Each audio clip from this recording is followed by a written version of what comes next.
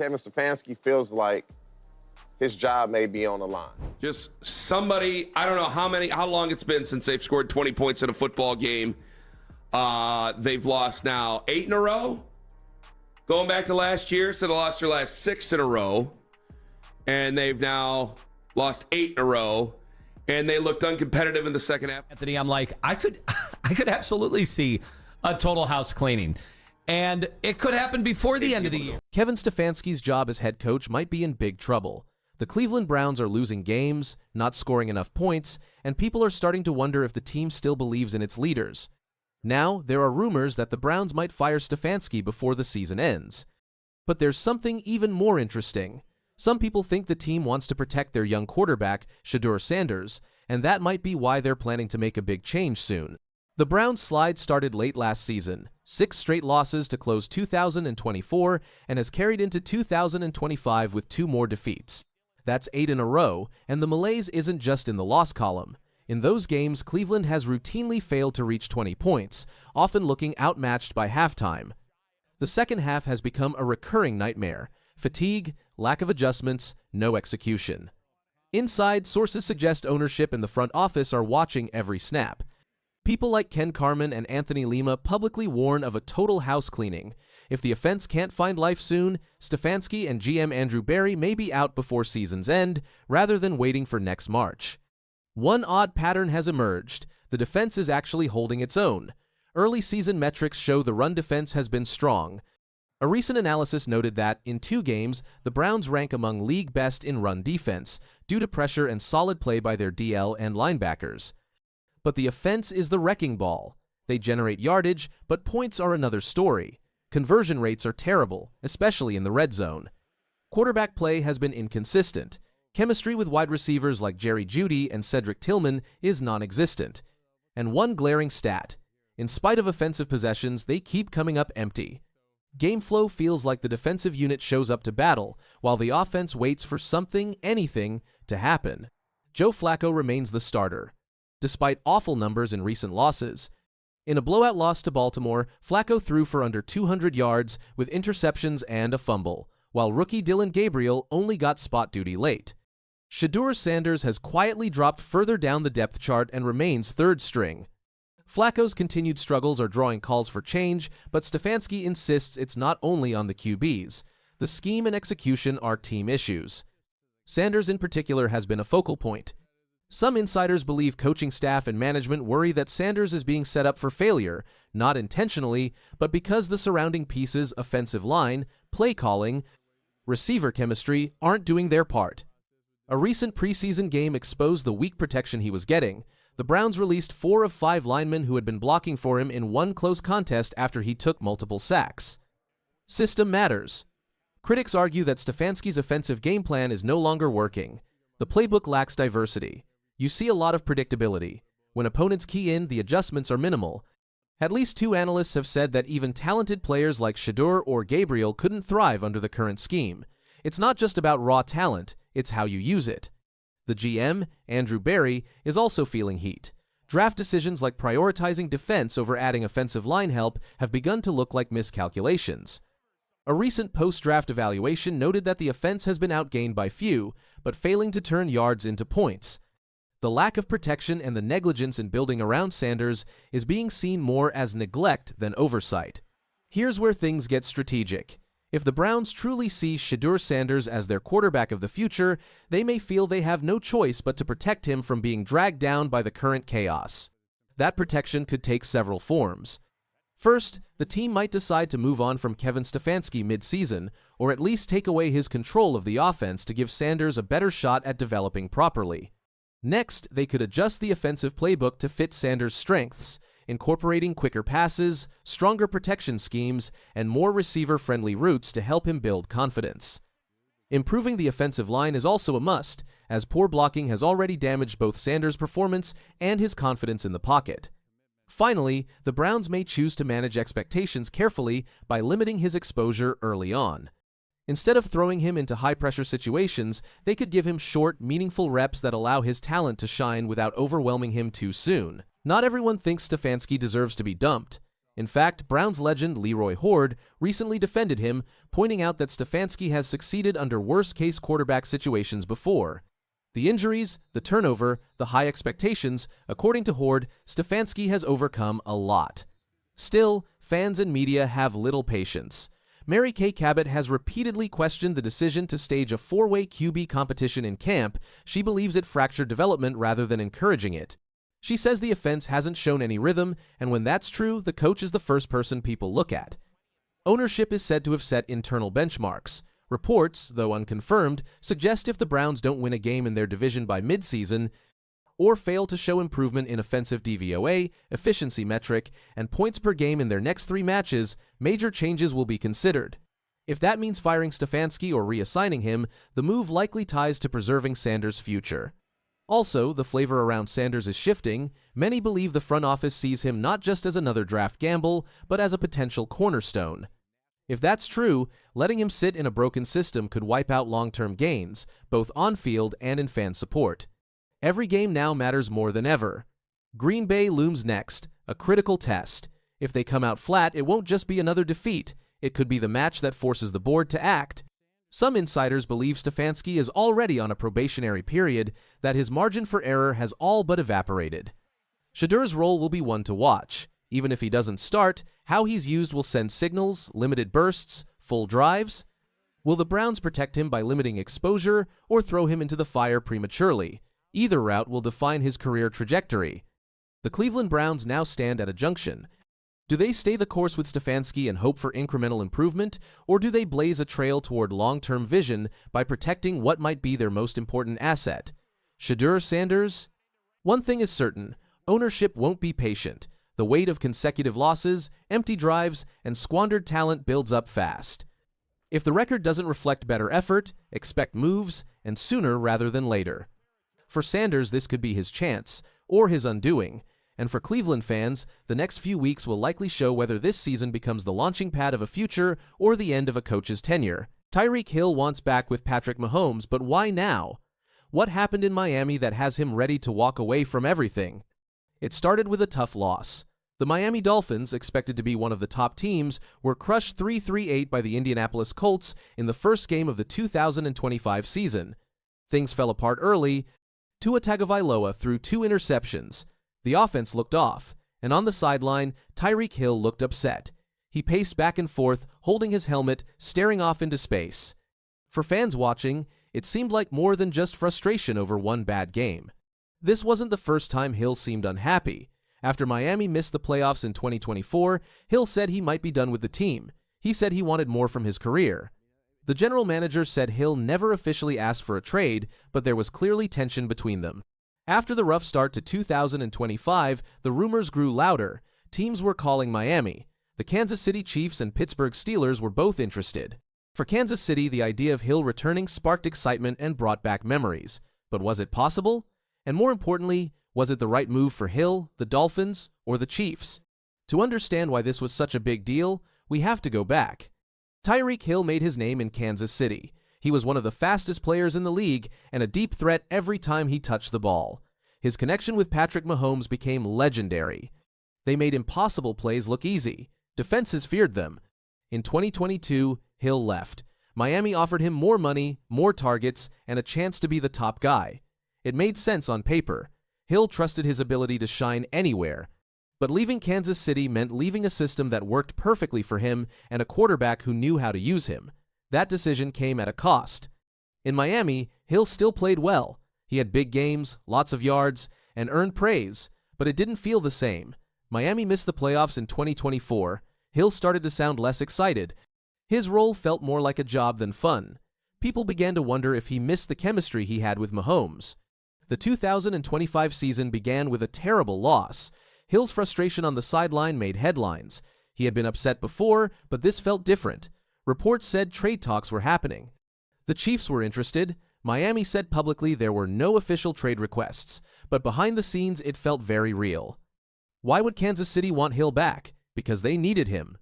They had just lost a close game in Brazil against the Chargers. Xavier Worthy, their new rookie star, got hurt. Travis Kelce was still good, but age was catching up. The offense wasn't clicking. Mahomes needed a spark. Hill could be that spark. But bringing him back wouldn't be easy. His contract is huge. The Chiefs would need to move money around or cut players to afford him. That's risky. There's also the question of how he would fit in. Hill left for money. Would teammates accept him again? Would Kelsey be okay sharing the spotlight? Would Hill be okay not being the only star? The locker room would need to be on the same page. And there's something deeper, too. Some players never fully recover their image after jumping teams for money. A return to the same place you left, especially after things didn't work out elsewhere, can look like a retreat, like giving up. Hill would have to show not just that he still has the talent, but that he's returning for the right reasons. Fans remember everything.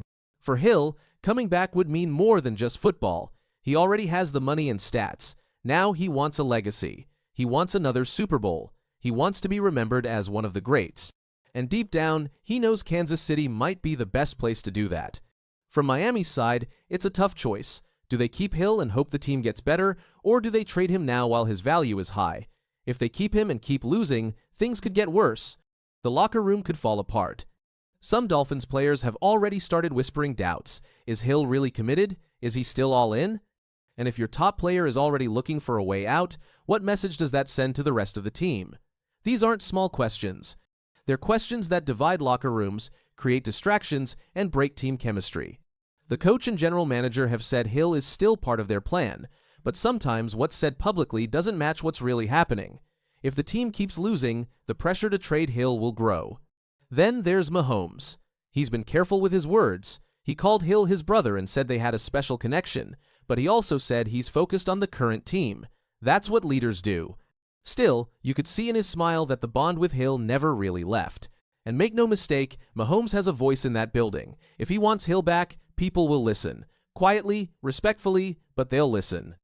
And if the offense keeps struggling, if the explosive plays dry up, and if the rookie receivers don't step up fast enough, those whispers will only grow louder. Hill could help the Chiefs' offense. He would stretch the field, open up plays, and make life easier for Mahomes and Kelsey, but it would also mean adjusting again. Everyone would have to buy in. Kelsey, who's carried the passing game for years, might have to share more of the spotlight. The young receivers might lose snaps. And Andy Reid would need to retool the playbook again, blending old plays with new weapons. It's doable, but it's a lot. For Dolphins fans, this feels like a slap in the face. They stood by Hill, cheered for him, and now it looks like he wants to leave when things get tough. Some fans say, let him go.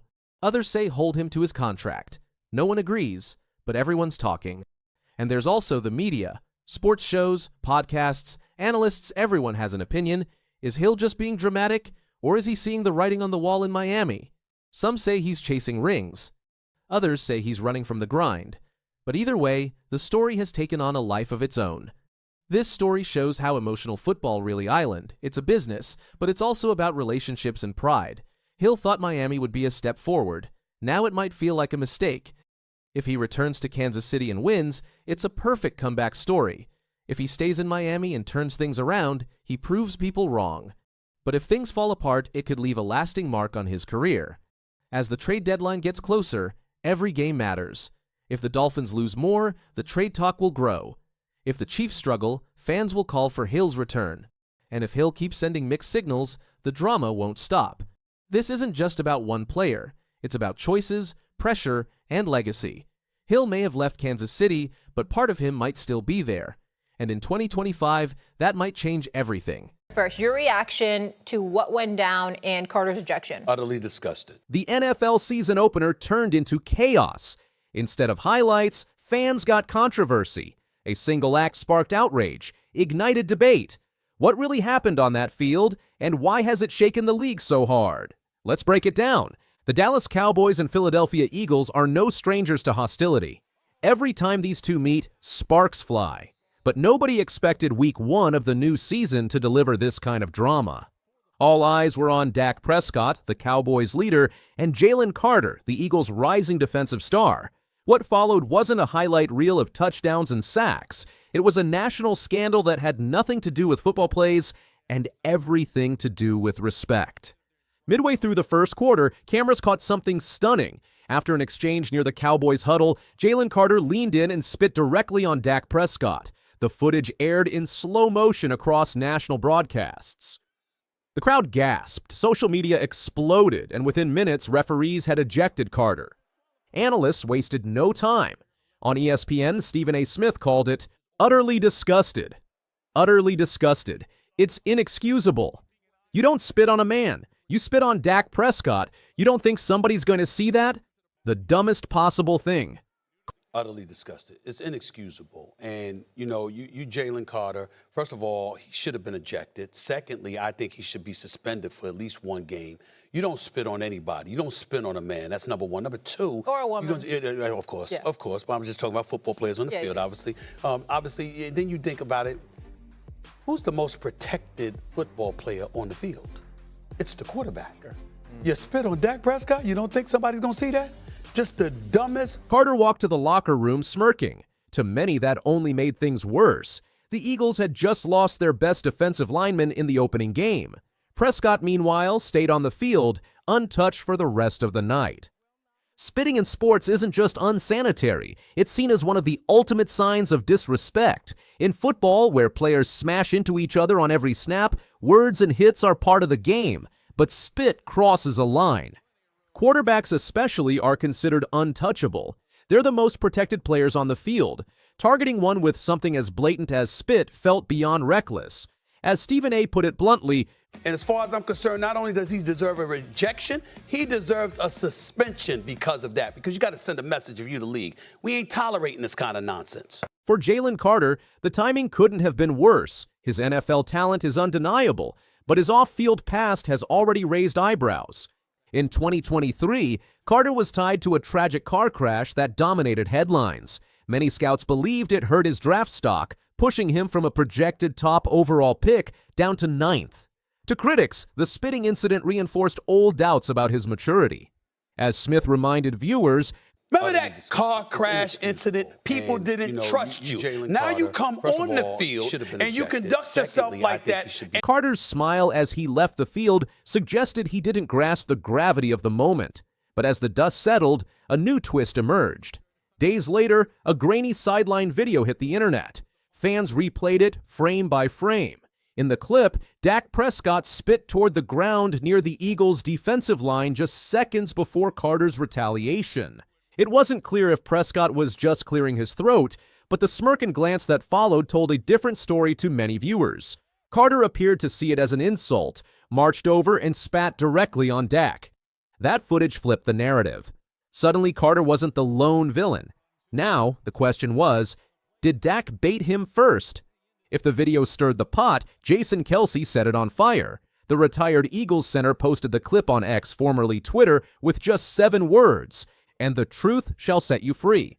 Offensive lineman, and Dak spits down towards the ground, but in the direction of the Eagles with Carter, who had walked over there, and that begins the interaction of the two. Prescott's spit was down, Carter. No hashtags, no context, just the video and the phrase. Within hours, millions had viewed it. By the next morning, it had gone viral, topping 10 million plays.